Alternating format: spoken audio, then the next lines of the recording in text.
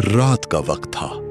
शहर की गलियां सुनसान थीं, ठंडी हवा चल रही थी और हर तरफ खामोशी छाई हुई थी। रहीम एक गरीब रिक्शा वाला जिसकी जिंदगी में सिर्फ मेहनत थी और दर्द। उसके घर में उसकी एक बूढ़ी बीमार माँ और एक जवान बहन आयशा रहती थी।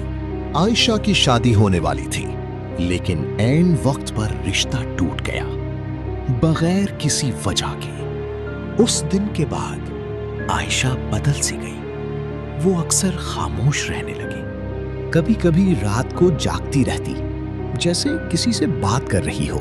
रहीम ये सब देखकर परेशान था, लेकिन गुर्बत ने उसे सोचने का वक्त भी नहीं दिया। वो हर रात की तरह उस दिन भी सवारी की तलाश में निकला।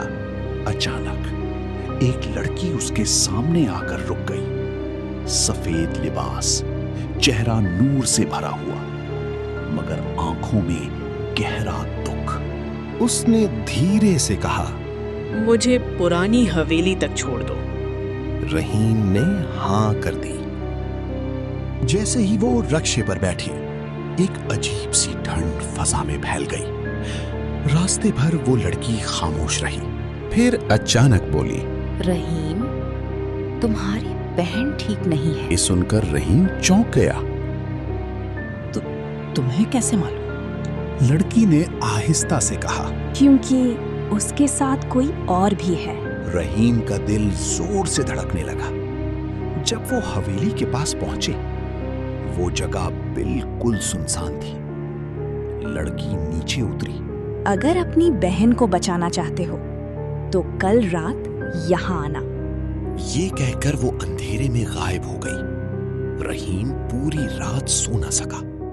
जब वो घर पहुंचा, उसने देखा आयशा कमरे में अकेली बैठी है, लेकिन उसकी आवाज आ रही थी जैसे वो किसी से बात कर रही हो।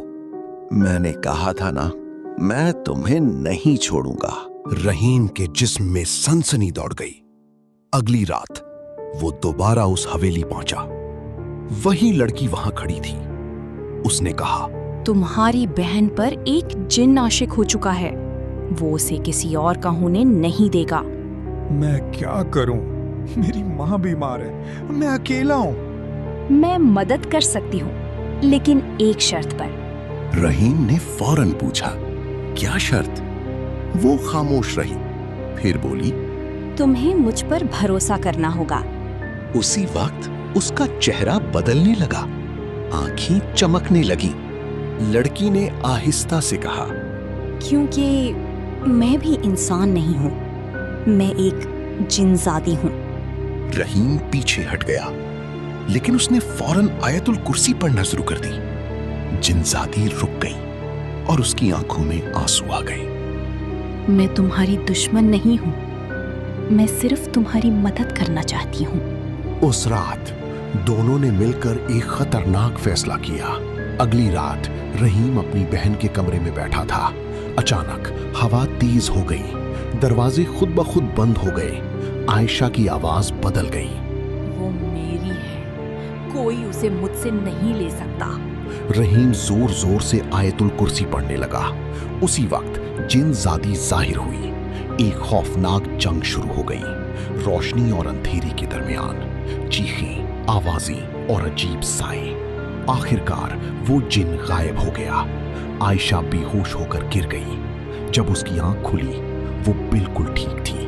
रहीम खुशी से रो पड़ा, लेकिन जब उसने पीछे देखा, रुको, तुम कहाँ जा रही हो? उसने मुस्कुराकर कहा, मेरा काम खत्म हो गया, अब मैं यहाँ नहीं रह सकती। लेकिन याद रखना, हर अंधेरे में कोई ना कोई रोशनी होती है। और फिर वो हमेशा के लिए गायब हो गई। रहीम के हाथ में सिर्फ एक तस्वीर रह गई और एक कहानी जो शायद कभी कोई यकीन ना करे। नमस्ते दोस्तों, मैं रहीम हूं। अगर आपको ऐसी डरावनी कहानियां पसंद हैं तो चैनल को जरूर सब्सक्राइब करें, क्योंकि ये मेरी कहानी है